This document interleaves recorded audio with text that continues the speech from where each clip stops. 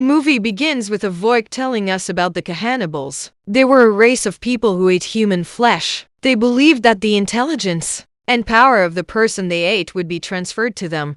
Then the movie starts and we are shown a masked man named Charlie who is a storyteller and has now gone out into the desert to hunt a human for his food. In this ram, a woman was lying behind her who was very afraid of him. She goes and hides in her house in fear, but Charlie sees him and kills him with his axe and brings him home.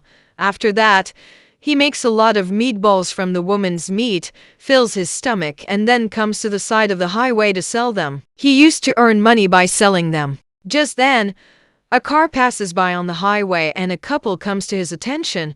Both of them were fighting because the boy wanted to eat the meatballs and the girl was a vegan. She did not want the boy to eat the meatballs. While surfing the meatballs, Charlie also tells them many jokes, which the boy really enjoyed. Here we find out that Charlie wants to be a great comedian, but he never got such a chance. Well, when the couple in front were about to leave, Charlie suddenly swung her axe from behind and stabbed the man, killing him there and then. Seeing this, the girl got very scared. She ran away for her life, and luckily she also found a car on the road. In this car there was a girl named Eleanor who only begs for her brother, but Eleanor refuses to help her and reveals that she was a friend of Charlie and she had come to know that this girl who is running away like this must be Charlie's victim. After which Charlie comes here and kills this girl and takes her to his house. Then he starts making meatballs again with the meat of this couple. The scene cuts and now we see a famous singer named Crystal. She was supposed to perform at a festival today that she was going to. So on the way, she came to the area of Chile, where Eleanor was standing, pretending that her car was broken. In fact, she had come to hunt for Crystal. Crystal gave her a lift and as soon as she got into the car, Eleanor attacked her and knocked her unconscious. After that, Chile comes here and the two of them take Crystal inside their house and there, Chile ties up Crystal. When Crystal regained consciousness, she found Charlie in front of her. She asked Charlie, "What do you want?" Charlie said, "Nothing. I just want you to be in front of me." After saying this, she told Crystal many jokes and Crystal did not understand why this kidnapper was telling her jokes. Crystal tells Charlie here that I will kill you and run away. But Charlie does not answer her and sits down to eat. Here we see Sheriff Lever who had received news that Crystal had disappeared on the desert site. He was looking for Crystal, so he also knocks on Chili's house, but Chili flatly refuses, saying that he does not know any girl named Crystal and that he lives alone in this house. Now the sheriff should not have any doubts. He had invited the sheriff inside his house, and here he also told the sheriff a lot of jokes.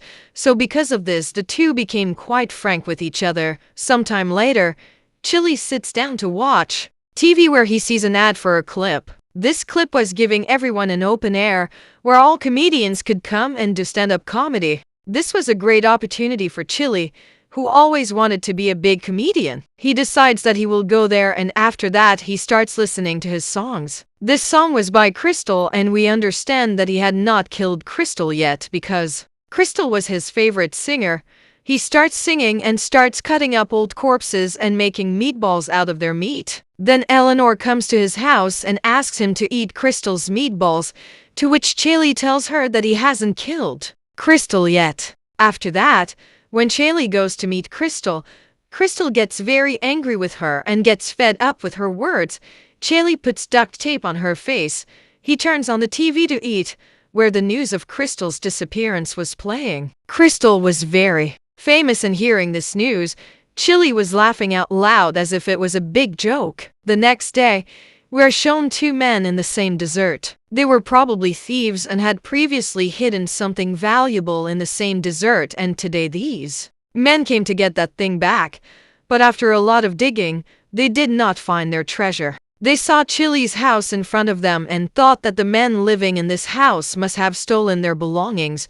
Here we see that in reality, the thing was with Chili. It is not shown what that thing was, but Chili, seeing this thing, was saying that all this is illegal. In such a long time, the two men also went to Chili's house, where they found Crystal tied up. Seeing this, Both of them started laughing while Crystal warned them both to run away from here. But when these people do not listen to him, Chili comes here and attacks one of the two men and kills him. Seeing this, the other man runs away for his life.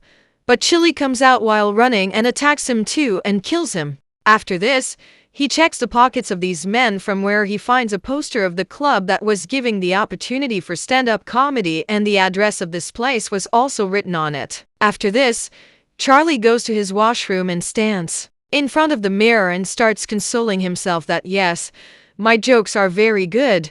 People will enjoy it if they listen to them. After which he finally says to himself that why am I giving myself false consolation? I know all this is nonsense and I can't do all this. I am not ready for all this yet. After thinking about it, Charlie goes to Crystal and asks her, "Can you help me?" Crystal was also surprised. She asked, "What kind of help?" And Charlie said, "You are an artist. You charge so much for the audience. Tell me how to charge the audience." To which Crystal said, "It's not that thoughtful. You shouldn't think about the audience. You should just go and perform there. A person should take a risk once in a lifetime." Crystal's words give him a lot of motivation, and finally he gets ready and goes out for the fun clip. Sharif and Eleanor wish him good luck for his first show, and he arrives at the fun clip with his strange holy. His clothes were stained with blood and there was blood on his body. He had come as a cannibal and had registered his name here as a cannibal comedian. Before this, many people had come here with jokes. They gave their performances which people enjoyed a lot, and then finally Charlie's turn came. Everyone was very impressed with his jokes. Everyone enjoyed his jokes a lot. Even the first comedian who had performed here was also very impressed with his jokes, and this fun clip was also of him. Impressed by Charlie, he invites him to the show next week. Now, since his jokes were about cannibals, he jokingly says, "Next time, don't even bring a dead body with you." And Charlie takes this seriously. A scene is shown a week later. He had actually gone out for this fun clip with a dead body. Seeing Charlie, the boy says, "Hey, wow. You really did take a dead body. I was just joking." They all still felt that this was a dead body and was just part of his show. No one knew that this was a real dead body. This dead body had given Charlie's show for moons. It was as if he had put life into his show. His jokes were now feeling completely lively, which the audience was enjoying even more than before. After this show, he became very famous as the cannibal comedian. After today's episode, he was very happy. When he came home, he opened the crystal as soon as he came because he was very happy. He wanted to celebrate this happiness with someone, so he invited Crystal to have dinner with him. Crystal knew that at this time she was eating human flesh in the name of the party, but she had no other choice. She had to eat this food to eat. Well, after eating the food, he tied Crystal up again and started preparing for his new show. The next week he came to the show very excited, but today the audience was very rude. They were making fun of every comedian and saying to their jokes, "Not funny." Seeing them made Charlie very angry, and his anger increased when his daughter, a comedian, started crying, saying, "They didn't even let me perform properly." Now when it's Charlie's turn, he keeps his actions in check, calls his jokes not funny, and then starts calling him a cannibal, telling him, "Cannibal, eat me." Hearing this, Charlie's anger knows no bounds.